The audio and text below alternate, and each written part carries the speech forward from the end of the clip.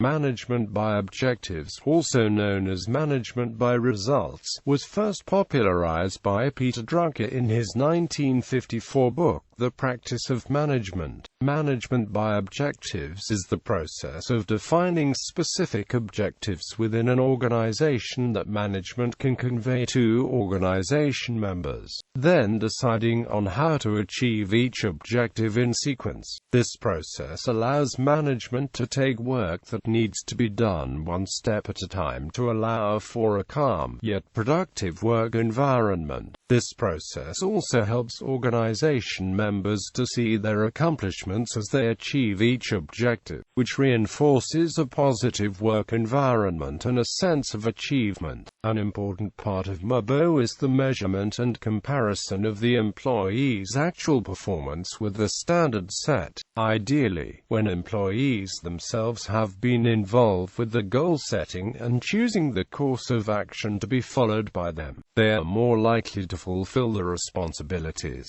According to George S. Odiorn, the system of management by objectives can be described as a process whereby the superior and subordinate jointly identify its common goals, define each individual's major areas of responsibility in terms of the results expected of him or her, and use these measures as guides for operating the unit and assessing the contribution of each of its members. History. Peter Drucker first used the term management by objectives in his 1954 book, The Practice of Management. While the basic ideas of MBO were not original to Drucker, they pulled from other management practices to create a complete system. The idea draws on the many ideas presented in Mary Parker Follett's 1926 essay, The Giving of Orders. After the term and idea were brought up, Drucker's student, George Odiorn, continued to develop the idea in his book Management Decisions by Objectives, published in the mid-1960s. MBO was popularized by companies like Hewlett-Packard, who claimed it led to the success.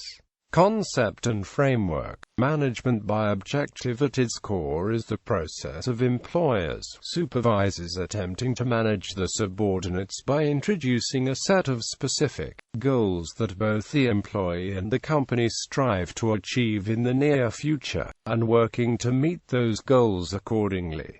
Features and advantages. The principle of MBO is for employees to have a clear understanding of the roles and the responsibilities expected of them, so they can understand how their activities relate to the achievement of the organization's goals. MBO also places importance on fulfilling the personal goals of each employee.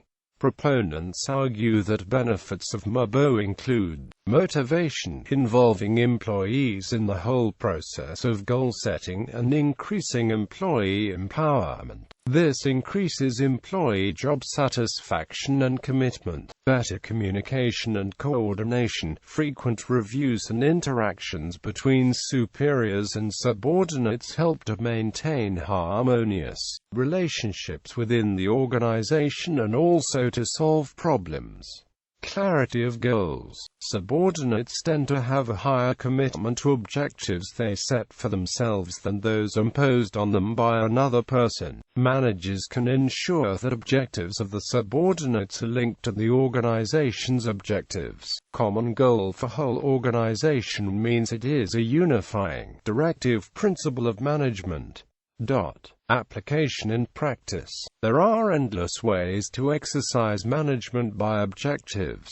One must simply find specific goals to aim for in an organization or business. Many noteworthy companies have used MBO. The management of the computer company Hewlett-Packard has said that it considers the policy a huge component of its success. Many other corporations praise the effectiveness of MBO, including Xerox, DuPont, Intel, and countless others. Companies that use MBO often report greater sales rates and productiveness within the organization. Objectives can be set in all domains of activities, such as production, marketing, services, sales, R&D, human resources, finance, and information systems.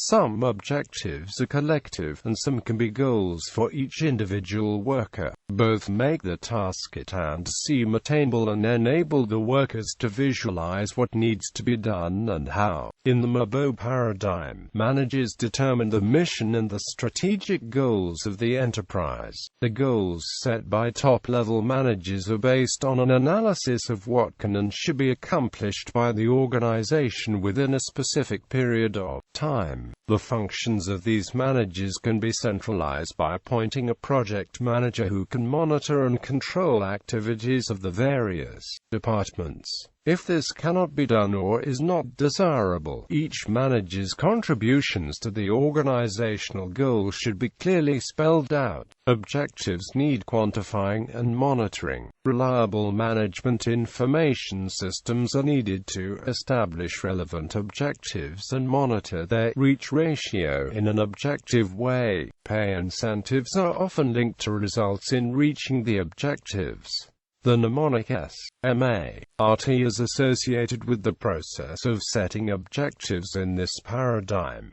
SMART objectives are specific, measurable, agreed, achievable, attainable, realistic, responsible, receivable, time-bound. The aphorism, "What gets measured gets done," is aligned with the MBO philosophy.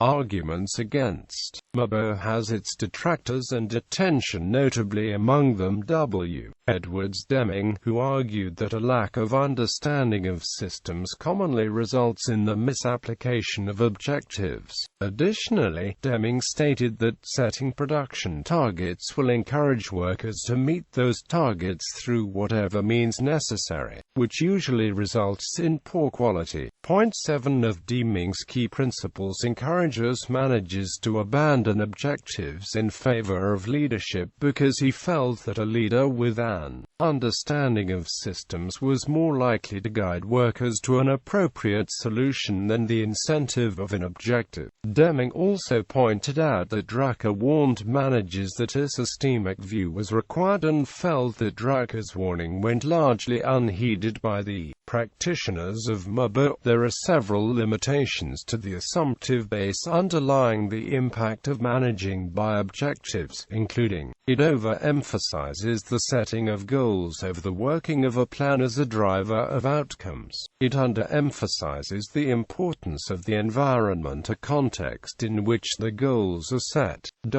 That context includes everything from the availability and quality of resources, to relative buy-in by leadership and stakeholders. As an example of the influence of management buy-in as a contextual influencer, in a 1991 comprehensive review of 30 years of research on the impact of management by objectives, Robert Rogers and John Hunter concluded that companies whose CEOs demonstrated high commitment to MBO showed, on average, a 56% gain in productivity. Companies with CEOs who showed low commitment only saw a 6% gain in productivity. When this approach is not properly set, agreed and managed by organizations, self-centered employees might be prone to distort results, falsely representing achievement of targets that were set in a short-term, narrow fashion. In this case, managing by objectives would be counterproductive. Recent research, management by objectives is still practiced today, with a focus on planning and development aiding various organizations. The most recent research focuses on specific industries, specifying the practice of MBO for each. While the practice is used today, it may go by different names. The letters MBO have lost the formality, and future planning is a more standard practice.